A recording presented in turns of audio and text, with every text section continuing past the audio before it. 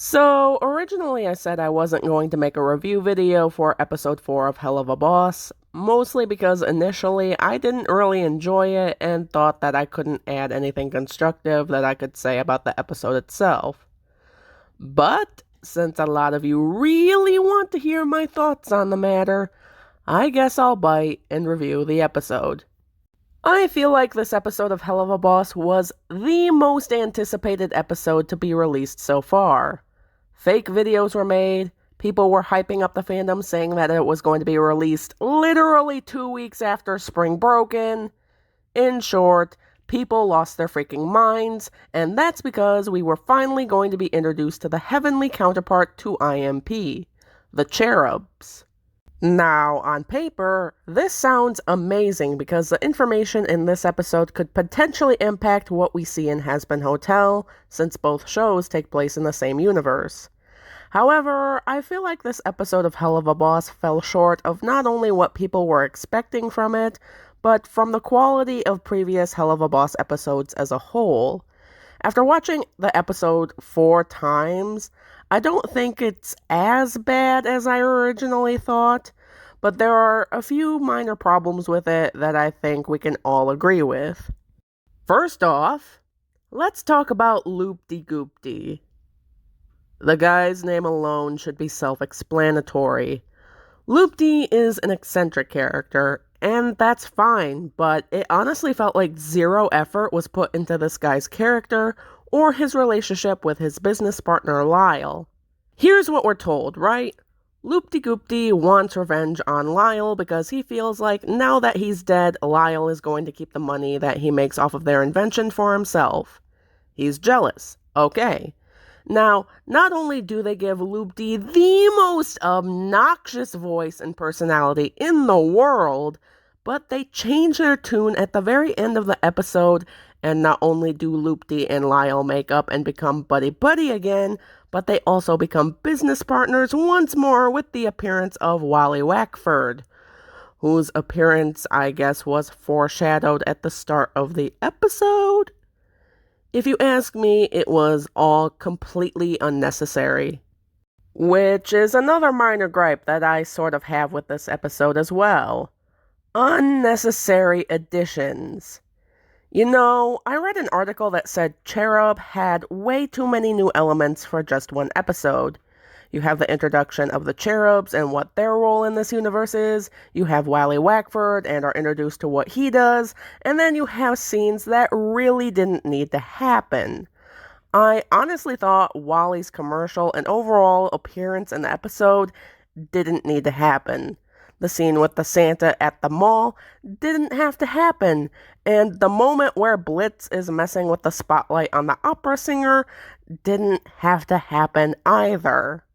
I realized that Wally's appearance in this episode was most likely to give Loop-de and Lyle sort of a purpose at the end, but honestly, I feel like it would have been more interesting if we saw Lyle and Loop-de become business rivals once Lyle was sent to hell. It would have made a lot more sense given Loop-de's jealousy towards Lyle and the fact that Lyle did not once make mention of Loop-de back when IMP and C.H.E.R.U.B were duking it out for his soul. All Lyle was concerned about was money. Screw his recently deceased business partner, I guess.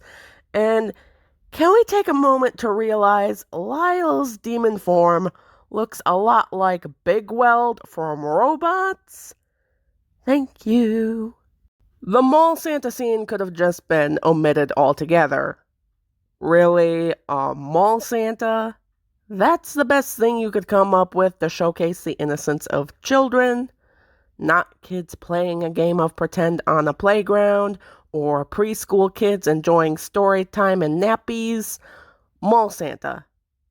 I mean, I get it. I used to believe in Santa too once upon a time, but I feel like they could have done a lot better.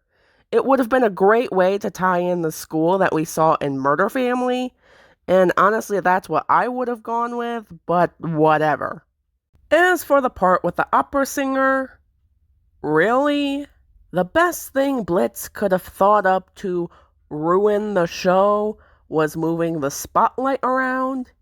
He made some brilliant and hilarious points with the nature scene and Lover's Lookout, but he couldn't do anything else to royally fuck up the singer's performance, like making her trip and fall off of the stage, or doing something to fuck up her voice, or just dropping the spotlight on her from the get-go, and just being like, fucked up shit can happen anywhere, even in the theater.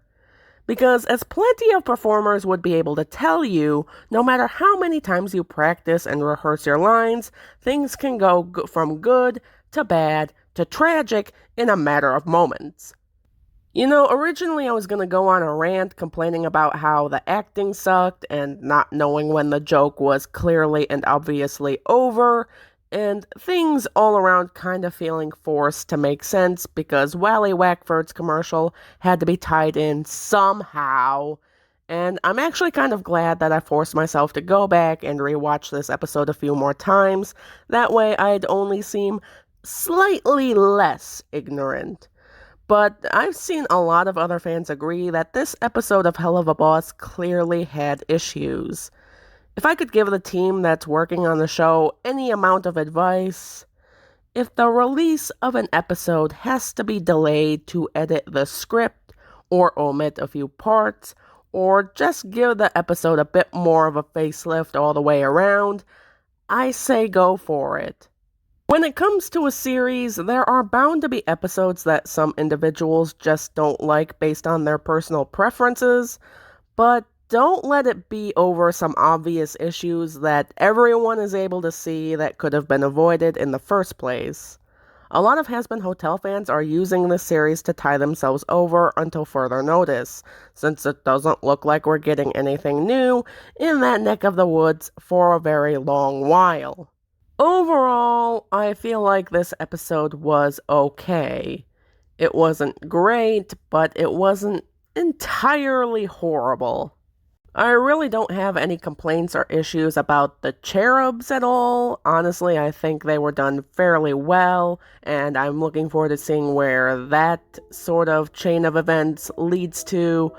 But then again, I feel like this episode could have been a lot better than it originally was. Anyways, that'll be all for this video, you guys. Thank you for watching. I know this review is coming out like right before episode 5 is going to be released. Like I said, originally I wasn't going to review this episode, but a lot of you guys were pressuring me to do it, so I caved. For the record, just to get it out there, my content has nothing to do with the video's cartoon universe or MatPat choose to upload. I don't know what's been going on lately, but a lot of people like to throw out that, oh, MatPat is about to make this kind of video, or Cartoon Universe has already done this kind of video and you haven't, you're losing. This isn't a competition, guys, and even if it was, MatPat and Cartoon Universe would have won anyways due to the fact that they both have vastly larger sub-counts and sponsors, and I have neither of those things. So, I'm gonna let them make the content they want to make, and I'm gonna make the content I want to make. My name is BlueRaven666, and I'll see you in the next video. Bye-bye!